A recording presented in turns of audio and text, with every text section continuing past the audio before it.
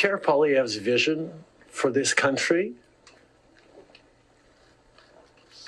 is not the right one for Canadians. For nearly 10 years, the Conservative Party of Canada had one mission: get rid of Justin Trudeau. That was the rallying cry, the obsession, the reason to exist. And then, they did it. Trudeau resigned. But the moment he walked away, the Conservative Party froze. Because when your whole identity is built on fighting someone, what happens when that person disappears? There was a time when the Conservatives knew who they were. Stephen Harper was the North Star, a man of discipline, calculation, and control. You didn't have to like him to respect him. He had a vision, a team, and a plan. The ship had a captain, and it was sailing with purpose. But when Harper left, he didn't just walk away from office. He took the map with him. The years that followed were like wandering through political fog. Andrew Scheer was supposed to be Harper's heir, but with no true vision, all he did was focus on tearing down Justin Trudeau. Trudeau's Liberals are so focused on photo ops and selfies that they don't care if their policies hurt and not help the middle class. He had no platform or real agenda of his own to push. He was polite, predictable, a placeholder who never convinced Canadians he could fill Harper's shoes. Then came Erin O'Toole, who promised reinvention, a new Conservative Party. For a moment, Canadians thought they might finally see it. Moderation, modern ideas, a balance between fiscal conservatism and social acceptance. But then came the flip-flops. One week he was centrist, the next, hard right. He bent to the base, then to the polls, then back again, until nobody knew what he stood for, including his own caucus. The result? Disaster. Scheer and O'Toole didn't just lose elections, they lost confidence.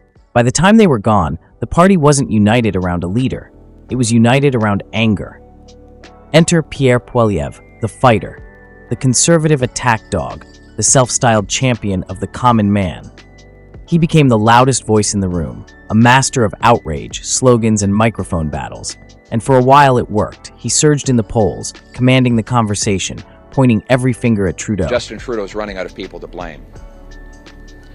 I just finished a tour of Canada, and I was impressed by the incredible courage of Canadians who are suffering the misery that Trudeau has imposed on them.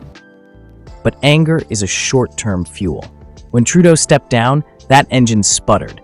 Suddenly, Poilievre wasn't leading a revolution. He was shouting into a vacuum.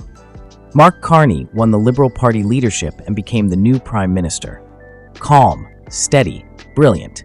He didn't rant about Canada being broken. He talked about how to fix it. He cut the consumer carbon tax, dismantling Poilievre's point of attack and his most effective slogan in one fell swoop.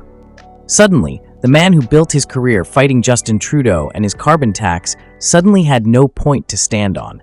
So he began constructing his platform, still based on the ghost of Trudeau, trying to tie Carney to the disastrous Liberal deficit and policies of the past. But Mark Carney is not Justin Trudeau. He is a man of vision, strength, and an unwavering sense of calm and control. He didn't buy into the political noise. He didn't engage with Poilievre's slanderous noise. And in that, Canadians found a leader they could trust. The Liberals surged back in the spring election with near-majority numbers. And that wasn't the worst news for Pierre. Along with losing the election, he also lost his seat in Carleton and was no longer an MP, no longer had a voice in the House of Commons. I was surprised, like everybody else. I'd heard the rumors. I think there was a Globe story that he was in trouble in his own riding and they were sending people in. But that was by far the biggest shock of the night amongst many topsy-turvy outcomes here and there. Disappointed. That's the nature of the game. It's like professional prize fighting. Sometimes someone gets knocked out, and sometimes it goes the distance. This was a short snapper of an election, and now I think the Conservative Party, in spite of the wins and the gains that you pointed out, are going to have to reflect not only on this election, but where they go from here. Despite that loss, the Conservative Party maintained they wanted Poilievre to continue as their leader and called a by-election in Battle River Crowfoot, a heavily conservative riding in Alberta that he was sure to win, and did win. but he was out of the House of Commons for 112 days. In his absence, the Conservatives leaned on Andrew Scheer as interim leader in the House, proving they truly haven't moved forward, and it's still the same old crowd with the same old bitter grievances. No new voice, no promising up-and-comer, just the same old negative leadership. Although Poilievre got knocked down, it humbled him briefly, but it didn't take long for him to get back into the House of Commons and back to all of his negative noise. Meanwhile, Mark Carney is busy building the future of our country and is barely even paying attention to any of it, showing how a real leader should focus their energy. All Poilievre is continuing to do is prove to us that he is not capable of leading this nation.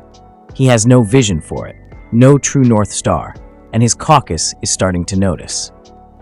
A Conservative MP from Alberta says he will resign his seat, and another crosses the floor to join the government. I wasn't feeling that I was aligned with the ideals of what the leader of the opposition had been talking about. What he says was part of the reasoning. It's time to actually try to lead a country, to try to make it better and not try to knock it down. The party that once bragged about unity is now bleeding from within. And through it all, even in November 2025, 8 months after Trudeau left office, Poilievre is still running attack ads featuring Trudeau and Freeland, like he's trapped in a political time warp, screaming at ghosts of the past while the future moves on without him. And Canadians, we're tired of the yelling, tired of the constant cynicism, tired of being told our country is broken. We want hope again. We want ideas, not insults, a vision, not vengeance, a leader, not a heckler. The Conservative Party doesn't just need a new message, it needs a new mission, a leader with a heart, a brain, and the courage to speak for all Canadians. Because right now, they're a ship without a compass, a movement without meaning. Harper's gone, Trudeau's gone, Carney is charting the future, and the Conservatives, they're still adrift, searching the horizon for a new North Star. Please like and subscribe for more videos about Canada.